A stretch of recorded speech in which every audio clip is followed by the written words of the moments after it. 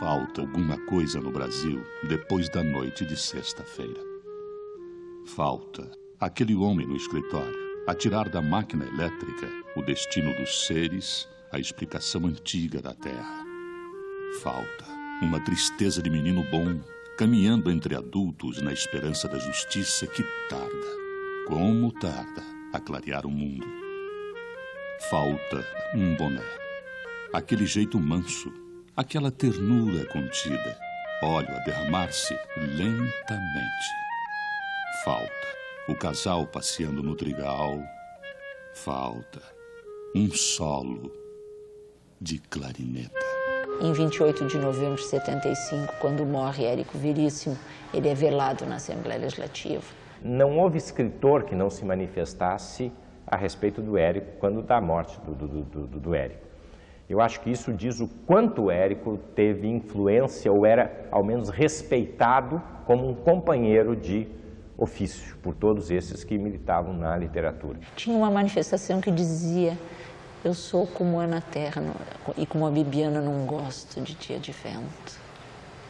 Porque elas diziam que o dia de vento era um dia que trazia a morte, né?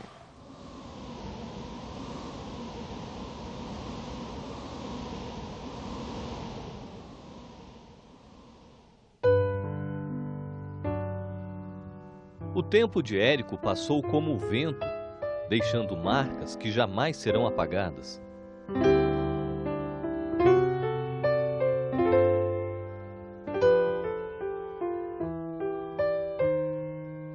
Uma espécie de fome geográfica, uma curiosidade para conhecer nações, cidades, principalmente cidades pequenas e antigas. Eu acho que herdei do meu avô troceiro essa mania andarenga.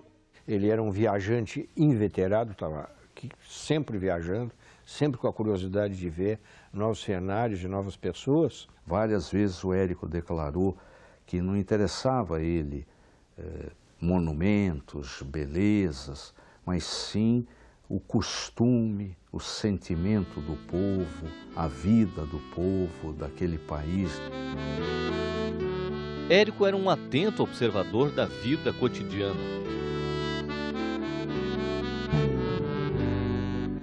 O Érico é um escritor visual.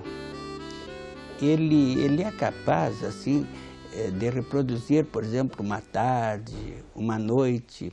Escrevi um artigo sobre ele em que eu falava que ninguém quase no Rio Grande do Sul tinha sido capaz de descrever uma noite gaúcha no Pampa ou numa cidade do interior com a graça, com a finura, com aquela psicologia envolvente que tem as nossas noites no Rio Grande do Sul.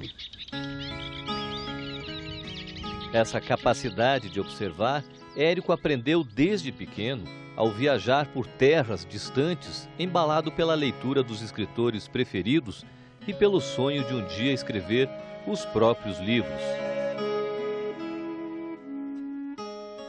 Quem desperta o interesse de Érico Veríssimo para a literatura é o próprio pai, Sebastião Veríssimo, que tinha uma biblioteca, além da escola. E Érico Veríssimo leu desde cedo. Então, como ele teve acesso a livros em casa, ele soube fazer um bom uso desses livros, né? Então, a gente tem buscado, né, como detetive, descobrir quais são os ícones que o Érico teria tido na sua formação de escritor. Por exemplo, um deles é o Camus, com certeza, né? O Albert Camus, um escritor da literatura de absurdo francesa, né, que vai aparecer de forma bastante clara até na posição ideológica dele. O Camus tinha lá um pensamento que dizia que qualquer regime que tivesse que matar para ser instituído não valia a pena.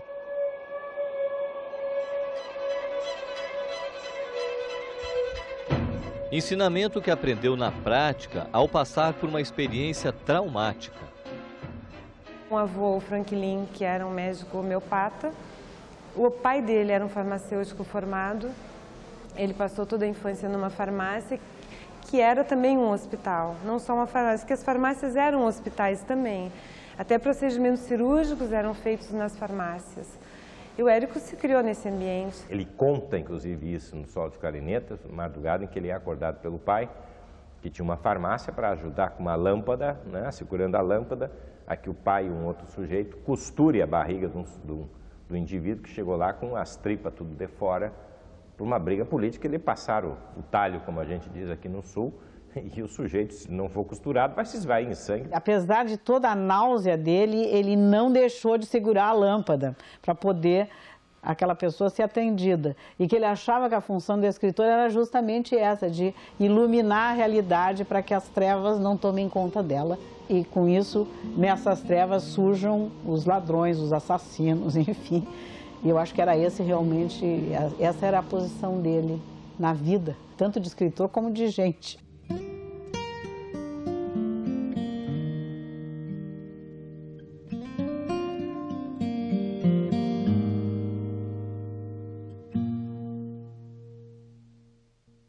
Essa cruz tão falada, que deu origem ao nome de Cruz Alta, já existia, já estava de pé por volta de 1690, quando o padre Antônio Sepp, Anton Sepp von Reschek, um austríaco da região do Tirol, que mais tarde foi incorporado pela Itália,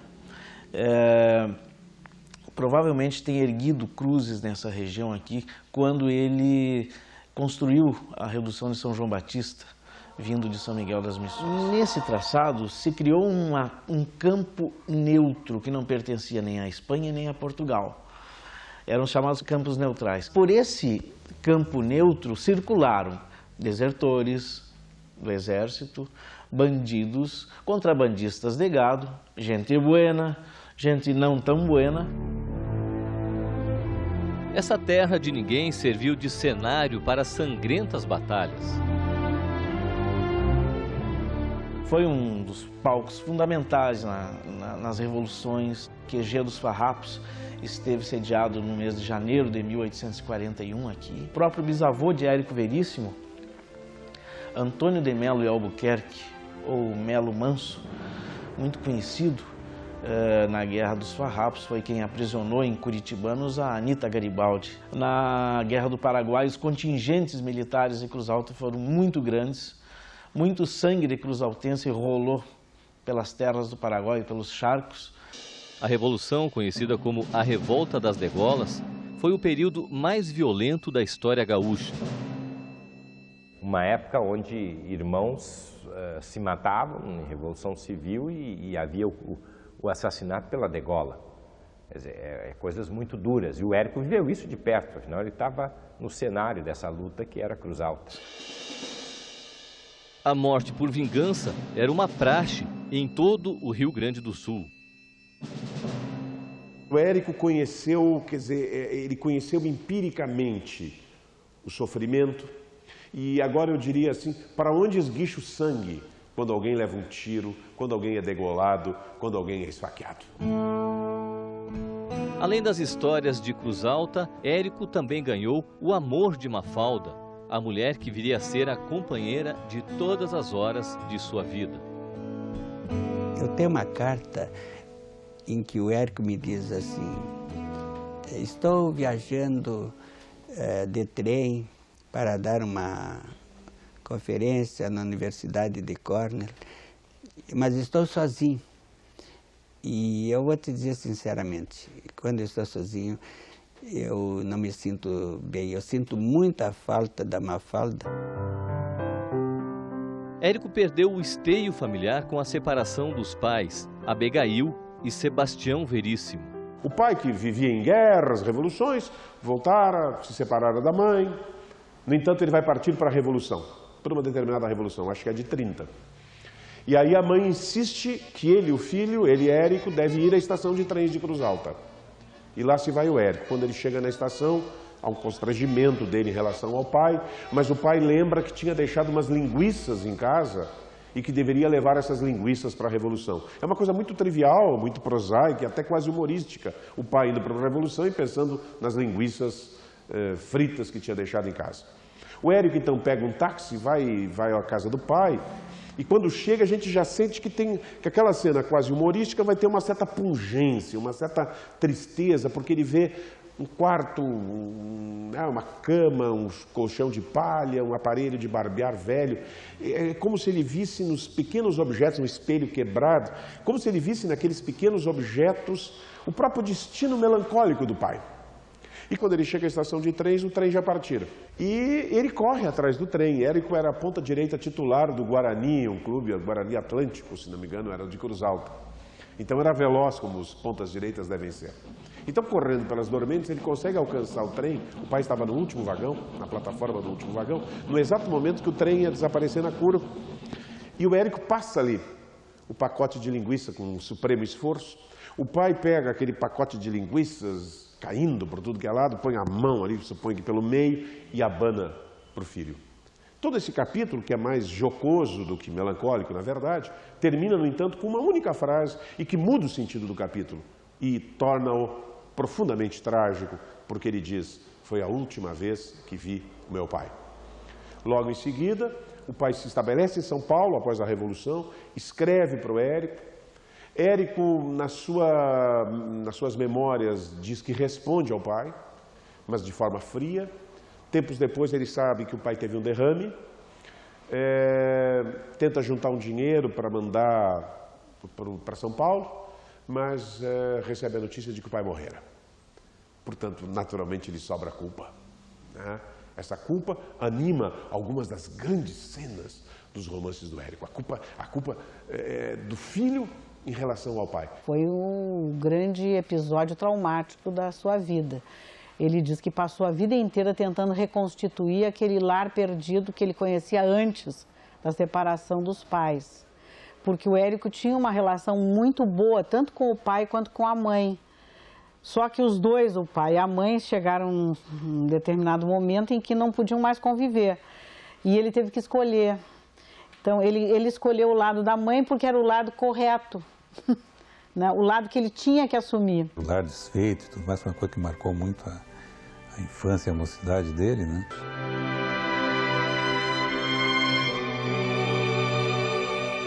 Ele viera estudar, ele viera fazer o antigo ginásio num colégio interno aqui em Porto Alegre, o Colégio Cruzeiro do Sul, que hoje não existe mais. E no momento em que pretendia ingressar no segundo grau, é exatamente o momento em que a família cai. E aí ele é obrigado a retornar para Cruz Alta. Érico passou a trabalhar em várias atividades. Chegou a abrir uma farmácia, mas foi à falência.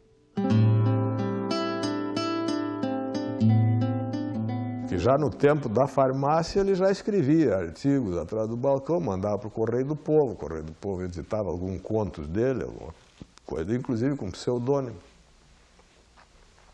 Então, e a farmácia não tinha jeito, a farmácia não podia ir bem mesmo, só podia quebrar. Com a literatura correndo nas veias, Érico decidiu ir embora de Cruz Alta.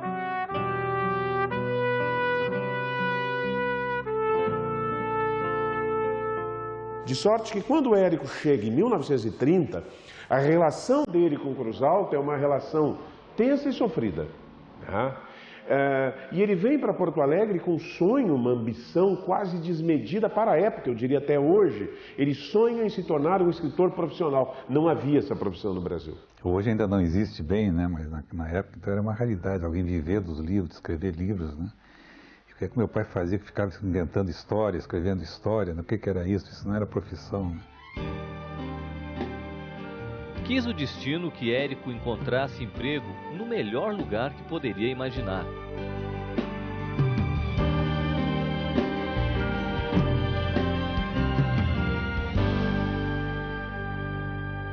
Ele vai trabalhar na Editora Globo, na Poderosa, que aliás ele daria um grande sopro para que essa editora se transformasse numa das grandes editoras do país, e ele começa lentamente a produzir uma obra. Começou pela literatura infantil.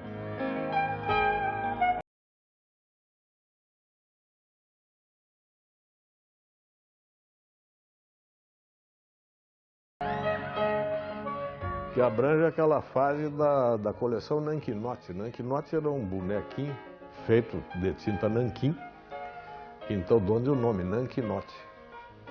É onde apareceram a coleção Nanquinote, praticamente toda ela foi feita por ele. Dá para citar assim por cima o Elefante Basílio, as aventuras do Elefante Basílio, Rosa Maria no Castelo Encantado, Os Três Porquinhos Pobres, A Volta dos Três Porquinhos, A Aventura do Avião Vermelho. Que era o meu livro preferido. Eu me lembro de ver o livro, antes de aprender a ler, eu já via o livro, né? Via as figuras, folheava muitas figuras. E quando comecei a ler, quando aprendi a ler, então foi dos livros que eu mais reli dele, As Aventuras do Avião Vermelho. Muitas vezes me pergunto se os livros que ele escreveu, os livros infantis, eram baseados em histórias que ele contava para os filhos, né? Na verdade, não, os livros antecedem os filhos, né? Ele começou a escrever antes de ter filhos.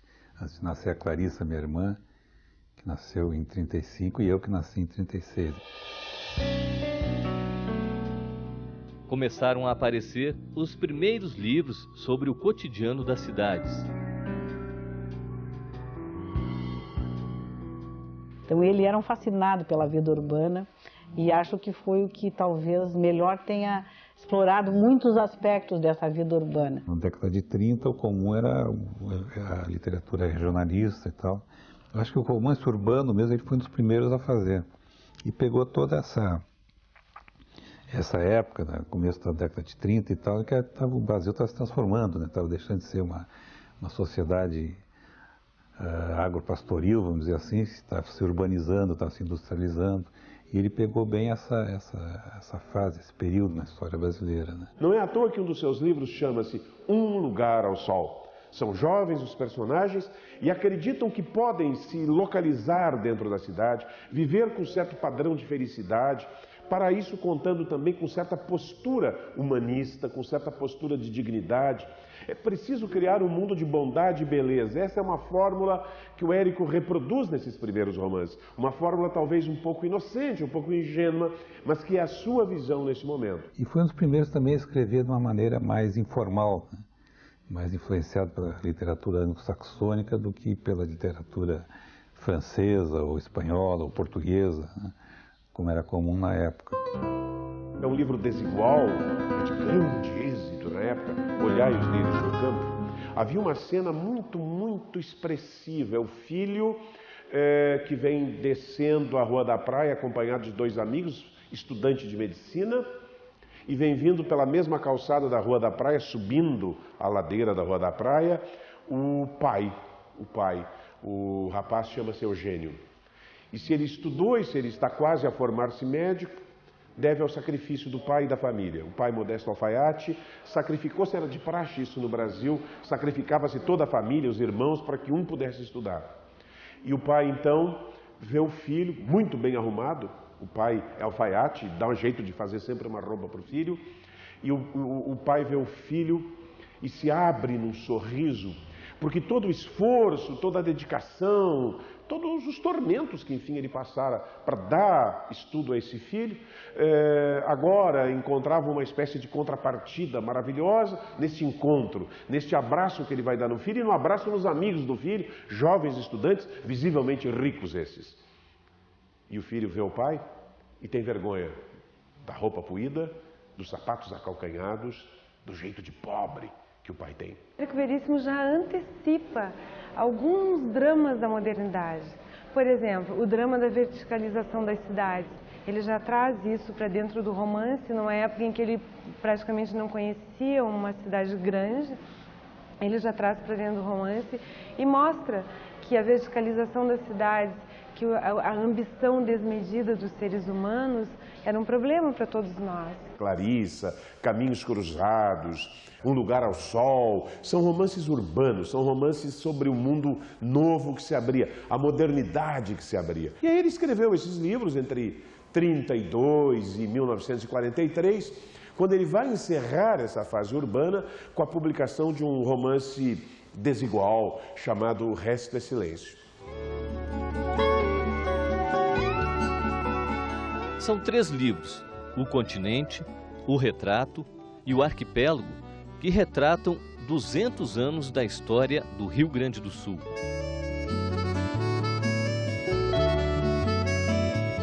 Pode ter existido um romance histórico antes, pode ter existido um romance histórico depois, mas o romance histórico, canônico, paradigmático da literatura brasileira ainda é O Tempo e o Vento. Érico começa a pensar na possibilidade de escrever um romance sobre as suas raízes. Para isso ele vai ter que fazer uma espécie de viagem interior, ele vai ter que amadurecer, ele vai ter que se reconciliar com a ideia do pai, com a imagem do pai. Ele vai ter que descobrir pessoalmente dentro de si alguns valores que ele julgava não possuir e que pertenciam ao próprio pai, entre os quais, digamos, uma percepção do erotismo, né, que o Érico não possuía até então. O Tempo e o Vento começa a ser meditado na década de 40, no início dos anos 40, e vai terminar em 1961. Ou seja, o Érico vai levar 20 anos para produzir uma obra de 2.200 páginas. Muitos entendem, talvez, que O Tempo e o Vento é uma epopeia, é uma obra de laudatória do Rio Grande do Sul. Na verdade, ela mostra as nossas glórias e a nossa decadência também. A glória do homem do campo, mas também a sua decadência, as suas vilanias. A gente descobre um mundo de realidades objetivas, de realidades históricas, de realidades míticas e também de realidades poéticas. Porque, nesse sentido, ele fez uma obra que está entre os 10 melhores romances do país e que, para um gaúcho, eu diria obrigatório. Para um brasileiro, é muito importante porque poderá entender toda a nossa psicologia de homens da fronteira.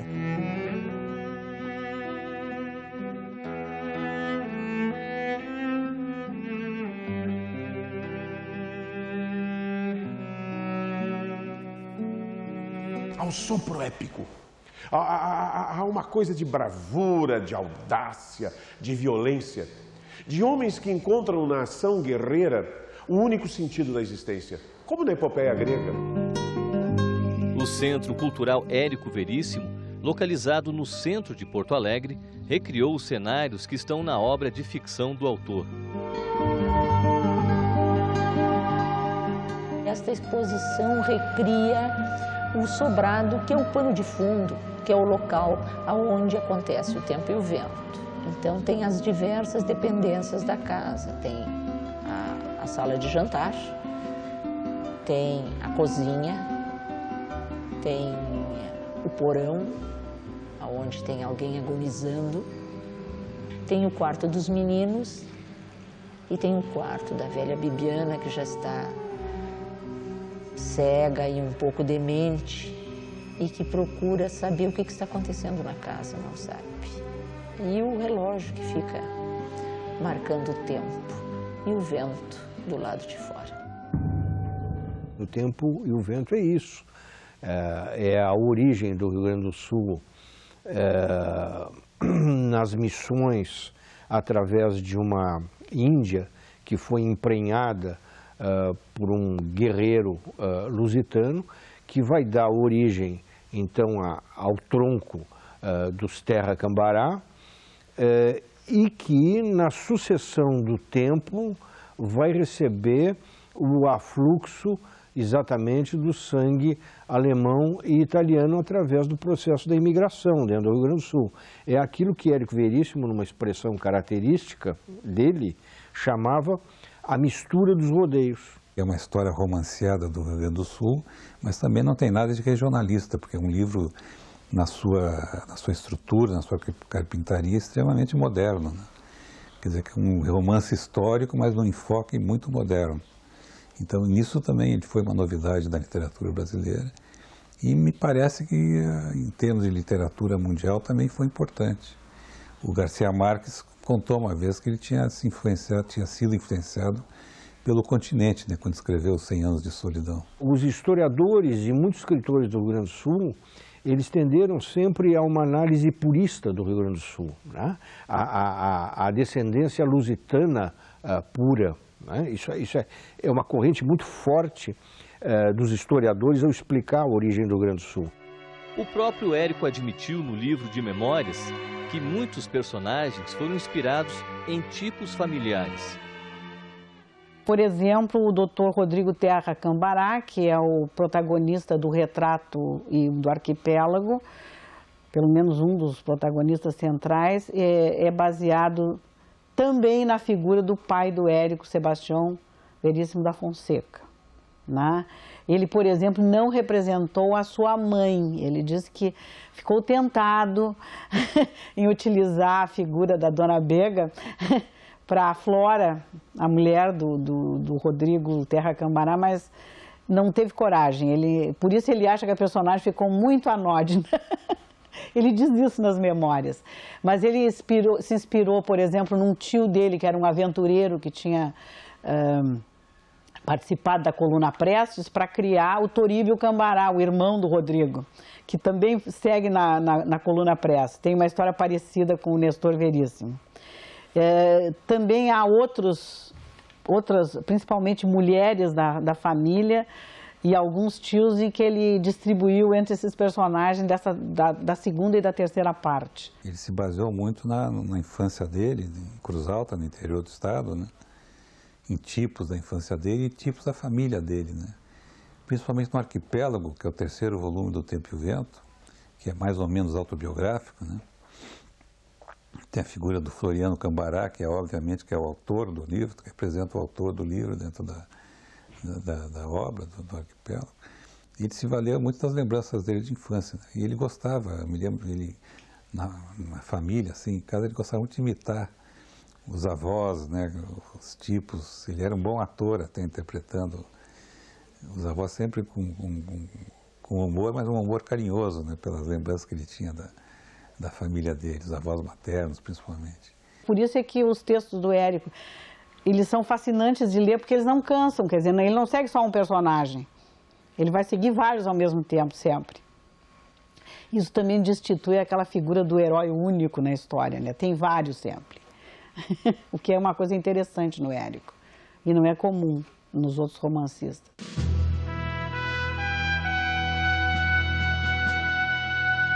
As ideologias totalitárias espalham o medo e o terror entre os homens. A Europa mergulha nas trevas da Segunda Guerra Mundial.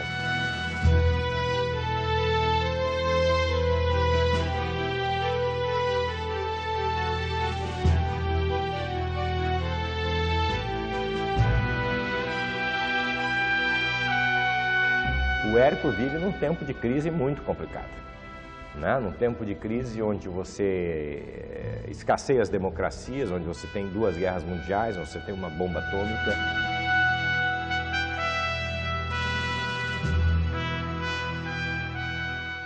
Ele foi um dos primeiros escritores a se manifestar contra o fascismo, escrevendo um verdadeiro manifesto antifascista, que é o romance Saga, em 1940, no momento do apogeu de Hitler, Franco e Mussolini. É curioso isso, esse sempre foi um livro que ele meio que repudiou, né? Apesar de muita gente achar que é um dos bons livros que ele escreveu nessa época, né? Mas ele achava ele meio falso, assim, aquela situação da Guerra Civil Espanhola, que ele não conhecia nem a Espanha, né? Achava que não podia escrever com muita autoridade sobre a Espanha, né? Uma coisa que ele não conhecia, mas mesmo assim foi também, em termos políticos, foi um dos livros dele mais, não vou dizer engajados, né? Mas mais preocupados com a política, diretamente com a política. O Érico sempre teve uma extrema coragem no sentido de defender a liberdade individual e a liberdade de expressão. Eu creio que o mais importante é isso, e ele dizia que pertencia a um socialismo humanista, que o regime ideal para ele seria um socialismo humanista, aquele socialismo que protegesse um máximo de liberdade individual. Ele acreditava no socialismo, enfim, uma sociedade mais solidária e mais justa, né? Mas ele não, com vários escritores brasileiros da época, né, que aderiram ao comunismo e tal, que foram ativistas, né, politicamente ativos, ele sempre se declarava contra qualquer tipo de totalitarismo, né, fosse de esquerda ou de direita. Ele até teve uns certos desencontros, certos desentendimentos com outros escritores, amigos dele inclusive, que eram comunistas, né, que seguiam a linha comunista, no caso era a linha stalinista, né, que ele sempre se recusou, né, sempre se declarava, acima de tudo, um democrata. Eu acho que ele era, acima de tudo, um humanista, né, acima, inclusive, de qualquer opção política, ele tinha opção pelo humano, né, pela dignidade da pessoa humana, a importância da liberdade individual de cada um, né, dos direitos de cada um. E então, eu acho que é isso, ele era acima de qualquer outra coisa, inclusive acima da política, um humanista. Como não poderia deixar de ser, Érico também sofreu a ação da censura. O Getúlio fechou o Senado, fechou a Câmara de Deputados, fechou tudo, inclusive mudou toda a estrutura política do país e estabeleceu uma ditadura, né? E essa ditadura tinha o DIP, que era o Departamento de Imprensa e Propaganda, e o DOPS, Departamento de Ordem Política e Social. E esses aí fizeram a censura de toda a imprensa da época, que a imprensa da época era escrita e falada, só, televisionada não existia ainda. O cinema era incipiente, tinha aqueles jornais cinematográficos que no interior do país chegavam um ano depois. Então a censura mesmo era a respeito disso aí e na parte dos escritores. Eles queriam censurar tudo que a pessoa escrevesse. E criou um programa de histórias infantis que era produzido pela Rádio Farroupilha, ficava relativamente perto da Livraria do Globo. É um programa em que ele improvisava histórias infantis ao vivo, ou seja, com a presença de crianças no estúdio. Isso era a época do Estado Novo, que tinha censura e tudo mais, a imprensa. E uma vez chegou um censor que pediu que ele, antes de contar as histórias, que ele apresentasse o script para ser censurado, né, para ser lido antes. E ele disse, eu não posso, porque é tudo improvisado na hora, né? Não tem script, não tem roteiro. Ele, inclusive, acabou o programa mesmo, porque ele não podia, não ia se submeter à censura, né? O Érico fez uma literatura de denúncia da burguesia, basicamente, né, com os romances que se passam na cidade, desde Clarissa até O Resto é Silêncio e Noite. Esses romances criaram polêmicas, muitos deles, inclusive, criaram situações difíceis para o Érico, até com a polícia no tempo da ditadura Vargas, em que ele foi chamado para se explicar sobre caminhos cruzados, por exemplo, e sobre O Resto é Silêncio.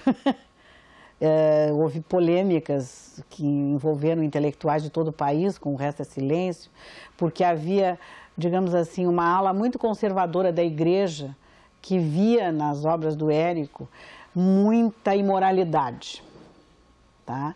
E naqueles tempos, principalmente os tempos da ditadura, essa ideia de moralidade que não era, hoje em dia parece meio engraçado. Eu acho que porque que moral existe hoje em termos cristãos, vamos dizer assim, é diferente daquela época. Mas ele teve, então, problemas nesse sentido, era considerado até pornográfico.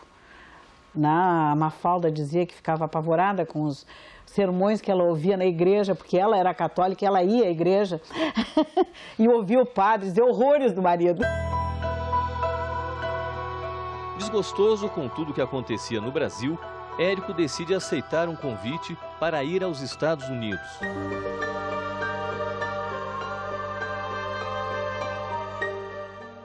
Nós fomos para os Estados Unidos pela primeira vez em 1943. O pai foi lecionar na Universidade da Califórnia e era o tempo da guerra, né? Segunda Guerra Mundial. A lembrança mais forte que eu tenho dessa época é justamente da guerra, né? Nós chegamos lá, todo aquele, né, o cinema, a propaganda de guerra, os filmes de guerra e tudo mais. Eu me lembro que uma coisa que me impressionou muito aquilo, né?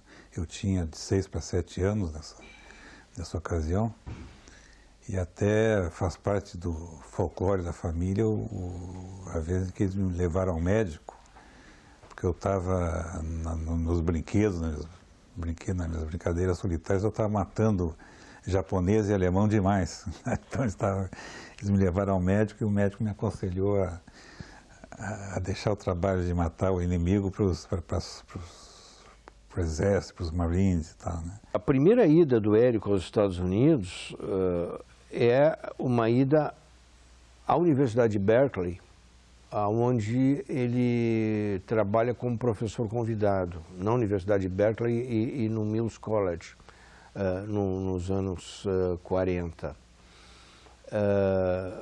Depois, a segunda ida do Érico, já nos anos 50, aos Estados Unidos, é como representante do Brasil junto à Organização dos Estados Americanos, a OEA, que então se chamava União Pan-Americana, onde ele exerce as funções de diretor cultural, sucedendo ao seu Amoroso Lima. Ele pôde ir nos Estados Unidos e observar as virtudes da sociedade americana, mas, ao mesmo tempo, impugnar os graves problemas que essa sociedade possuía ou possui, na época, o racismo, o materialismo vulgar, né? E, ao mesmo tempo, apontar aquilo que na sociedade americana era exemplar. Nos Estados Unidos, Érico recebeu o título de doutor honoris causa em literatura. O Érico teve a visão dos Estados Unidos, das universidades do Oeste, né, lá na Califórnia, quer dizer, de uma efervescência cultural que era o que tinha de melhor naquela época. E, por outro lado, ele teve uma vivência dos Estados Unidos, digamos assim, como estrutura oficial dentro da OEA, e observando aí políticos, administradores, e isso aí vai refluir num determinado romance que é O Senhor Embaixador.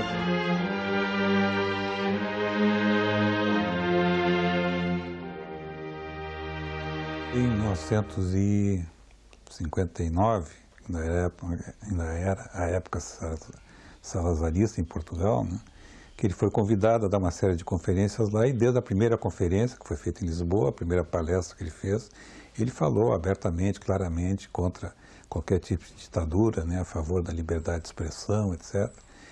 E, no fim, as outras palestras que ele fez, quando ele foi para o norte de Portugal, falar em Coimbra e tal, Porto, Coimbra, as palestras deles se transformaram praticamente em comícios, né, porque aquele pessoal em Portugal, principalmente estudantes e intelectuais, estavam tão oprimidos, né, enfim, desejosos que acabasse aquele período todo de ditadura do Salazar, que as palestras do pai acabaram, não que ele quisesse que acontecesse isso, mas acabaram se transformando em quase comícios políticos, né? O Érico consegue colocar a sua literatura literalmente up-to-date das coisas que estão acontecendo no mundo inteiro. Eu sempre faço uma brincadeira dizendo assim, se um marciano chegasse na Terra e quisesse se informar a respeito das coisas do século XX, assim, rapidamente, eu dizia para ele ler a obra do Érico Veríssimo.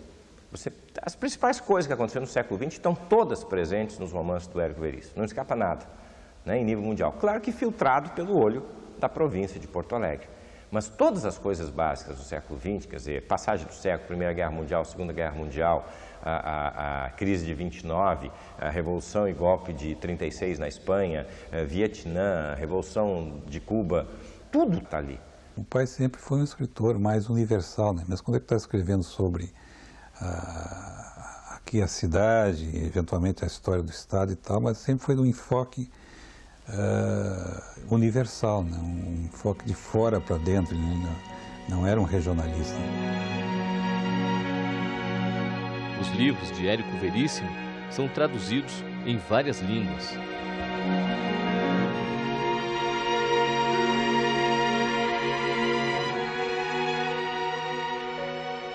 Ele era de uma discrição tão grande que eu não conheci outro autor com esse grau de modéstia verdadeiro. Diria que o Érico é o único escritor que eu poderia aplicar aquelas palavras de um poeta indiano, Tagore. Bendito aquele cuja fama não é maior do que sua verdade. Uma verdadeira idolatria começou a tomar conta dos leitores de sua obra literária.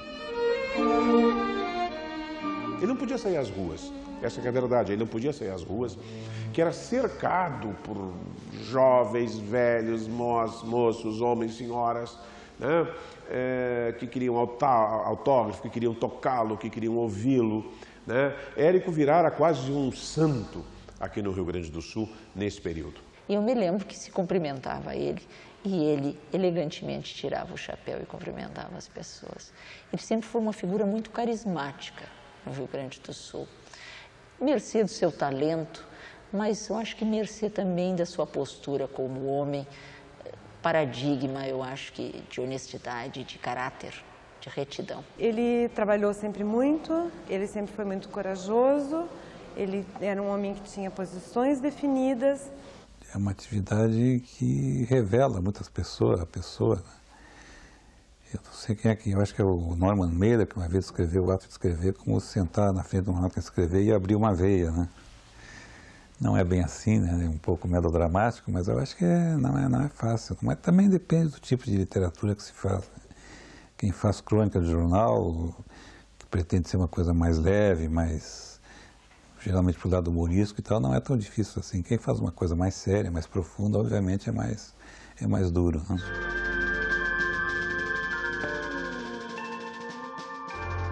No terceiro volume do Tempo e o Vento, que é o Arquipélago, tem uma cena em que o Floriano Cambará, que é o autor, né, se reaproxima do pai, né, se reconcilia com o pai quase morrendo. Eu acho que uma cena foi difícil de escrever, né, porque tinha muito dele ali, o relacionamento dele com o próprio pai.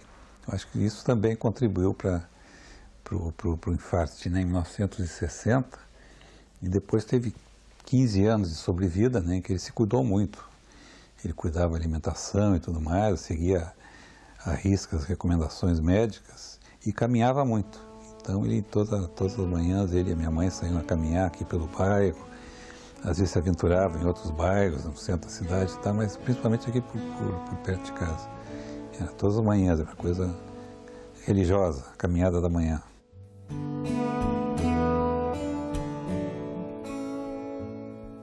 Não era muito de falar. Ele até gostava de contar uma história, que uma vez nós fomos a Cruz Alta, ele e eu, só ele e eu, fomos de trem. Naquela época a gente viajava muito de trem, né, aqui para o interior do Rio Grande do Sul. E que na saída da estação de Porto Alegre ele teria comentado, tá um dia bonito, né? Que na chegada em Cruz Alta eu respondi, é. Mas é claro que não é verdade a história, mas ele só para dar uma ideia. Ele para dar uma ideia de como eu falava pouco, mas a história também mostra como ele falava pouco também, né? Mas mesmo assim, nossa relação era muito boa, apesar de serem duas pessoas introvertidas, não muito falantes, nos dávamos muito bem.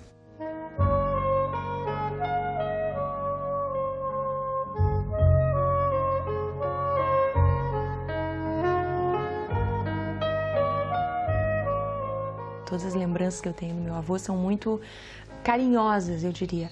Mas são lembranças ternas, assim, coisas delicadas, de uma presença delicada, de uma pessoa que participava, uma pessoa que podia me tirar para dançar na sala, sem música, ou uma pessoa presente de uma maneira muito carinhosa. E ele e minha avó. As brincadeiras se repetiam um pouco, as mágicas, na verdade, que eu me lembro, eu acho que era uma mágica só que ele sabia fazer. El gran mágico del Oriente va a ser una mágica muy grande. Voy a poner esta moneda aquí.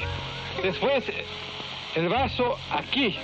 Y prueben ustedes que voy a quitar la moneda sin tocar el vaso. Atención, es un periódico, nada más que un periódico. Lo hago así. Voy a probar que la moneda continúa aquí. Muy bien, así, bien, venga, venga, la moneda está aquí, ¿está? ¿Sí? ¿Está bien? Bueno. Palmas.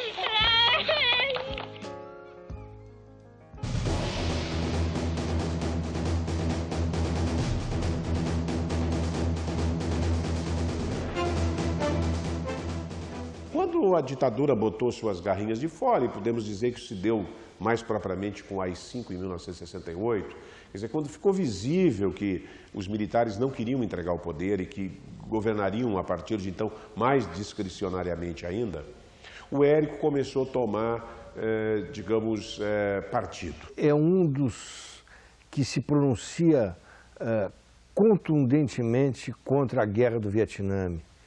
Ele é um dos que se pronuncia contundentemente contra a ditadura militar implantada no Brasil a partir de 1964. Não foi um ativista político, obviamente, mas sempre se preocupou com essa questão. Ele foi presidente da Associação Rio Grandense de Imprensa, foi o primeiro presidente da Associação Rio Grandense de Imprensa, se manifestou na época contra a censura e a favor dos jornalistas e tal. Ele era jornalista também, né? Ele possuía aquela virtude intelectual que é a desconfiança, né? Que é a não adesão plena a nenhum programa político, a nenhum projeto ideológico, a nenhum partido. Érico, que sempre foi avesso à política partidária, decidiu apoiar a candidatura de Paulo Brossard ao Senado Federal. O PMDB, até aquela altura, perdia todas as eleições, porque eram eleições mais ou menos, né? Tinha a Arena, que era o partido do governo, o partido oficial, que se auto-intitulava o maior partido do Ocidente, né? Porque na verdade era, né? Era o partido dos adesistas todos, né? E o MDB perdia todas as eleições, mas a partir dessas eleições, né, que houve uma manifestação de oposição mesmo, né? Estava havendo uma abertura, mais ou menos, uma pequena abertura. Eu acho que aí foi a virada, né? O Érico Veríssimo, pela primeira e única vez, faz um manifesto de apoio a uma candidatura. E este manifesto, quando ele fez, foi afixado numa livraria em Porto Alegre, a Livraria Lima. Ficava na Borges de Medeiros, também a zona bem central da cidade. E pode-se dizer que foi o diferencial naquela eleição. Aquela carta tinha um impacto impressionante. Brossard mandou tirar 1 milhão de cópias dessa carta. E onde se chegasse no Rio Grande do Sul, da casa mais humilde à casa mais rica, havia de alguma forma o vestígio da carta.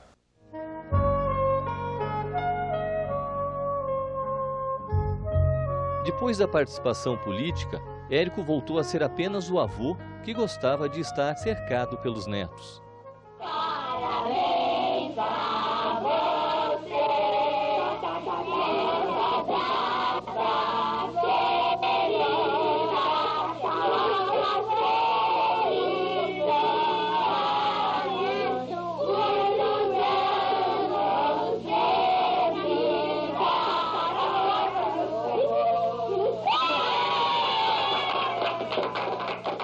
Após o jantar, ele ficava muito disponível, a casa aberta, esperando os amigos, que eram visitas diárias e constantes na vida do Érico. A todos ele recebia com muito carinho, com muita atenção, com muita disponibilidade. A casa dele estava sempre cheia, assim, de visitantes, de turistas, inclusive, que chegavam de ônibus, desembarcavam e queriam conhecer o escritor. Ora, para quem está escrevendo e precisa de recolhimento, porque não se escreve sem recolhimento, era uma eterna interrupção. Mas ele nunca teve, assim, aquela atitude de primadona, né? Ele sempre recebia todo mundo muito bem, a Mafalda servia cafezinho, eles conversavam com as pessoas. Por esse tempo, muito povo descia para o continente, cujas terras e gado seriam de quem primeiro chegasse. Homens da Laguna, de São Paulo, das Minas Gerais e do Planalto Curitibano desciam pelos caminhos das tropas. Muitos navegavam os rios em busca de ouro e prata. Um tal João de Magalhães transpôs a Serra do Mar, varou o continente e foi parar nas barrancas do Uruguai. Muitos requeriam sesmarias, outros roubavam terras. Ladrões de gado aos poucos iam virando estancieiros. Nasciam povoados nos vales e margens daqueles muitos rios. As campinas andavam infestadas de aventureiros fugitivos do presídio e da colônia do Sacramento, homens sem lei e sem pátria, homens às vezes sem nome. E era com gente assim que Chico Rodrigues engrossava seu bando. Quais são teus inimigos?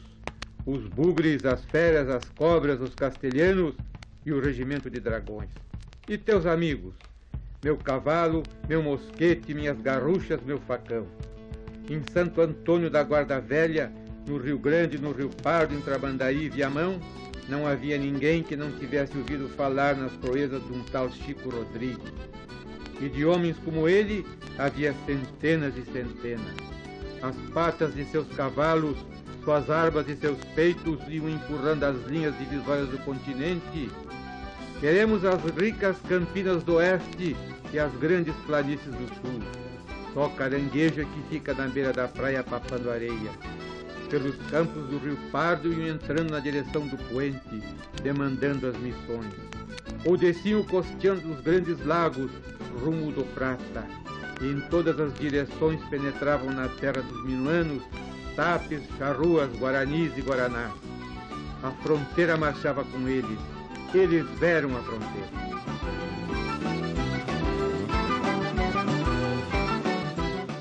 As lembranças que marcaram a vida de Érico estão na casa que serviu de moradia da família Veríssimo, hoje transformada em museu. Já fui várias vezes, fui inclusive com o vô e com a avó, acho que um ano antes dele falecer, com todos os primos, minha tia morava aqui no Brasil, e toda a família, e dessa viagem eu tenho uma lembrança muito boa, muito divertida. Depois a gente voltou algumas vezes, eu voltei, mas não vou com muita frequência. O processo de criação na obra do Érico é assim muito rico, porque Érico gostava muito de escrever, escrevia à máquina, às vezes escrevia à mão, desenhava, riscava, descartava, fazia ilustrações, porque Érico também foi um ilustrador. Também gostava. Aliás, dizem que quando ele chegou de Cruz Alta, ele procurou a Livraria do Globo, procurando uma vaga como ilustrador. Sempre gostou muito de desenho, de desenhar, e ele, antes de começar a escrever, ele geralmente desenhava ou os personagens, ou no caso, por exemplo, do Tempo e o Vento, ele fez toda a planta de Santa Fé, né? E Antares também, Incidente Antares, ele fez toda a planta da cidade, como seria. E era uma maneira, acho eu, de se preparar para escrever, né? E ao mesmo tempo desfrutar do gosto dele, que vinha desde da mocidade, de desenhar, de fazer figuras. E era um desenho muito colorido, né? Inclusive ele sentava aqui nessa poltrona aqui atrás, para depois de trabalhar o dia inteiro lá embaixo no escritório dele. Ele vinha corrigir aqui o que ele tinha escrito, e ele botava uma tábua assim em cima da poltrona, né? E desenhava na tábua, com lápis de cor, inclusive. Então, sobraram várias tábuas desenhadas, que são praticamente quadros, né? Que ele deu para muita gente, deu para muitos amigos, essas tábuas com o desenho, com as pinturas. Não começa um romance jamais sem desenhar o espaço físico que esse romance vai se desenrolar. Ele desenha as personagens, ele visualiza. E isso é uma das facilidades da literatura do Érico. Ela é muito sensorial, quer dizer, você pode visualizar personagens, ações, lugares. Ele tira de um conjunto detalhes que são facilmente visualizáveis.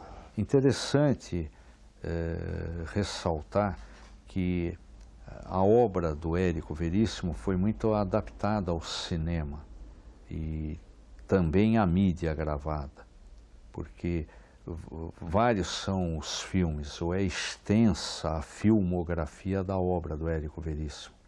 Um Certo Capitão Rodrigo, Ana Terra, O Sobrado, Noite, são romances do Érico Veríssimo que foram filmados, foram adaptados ao cinema.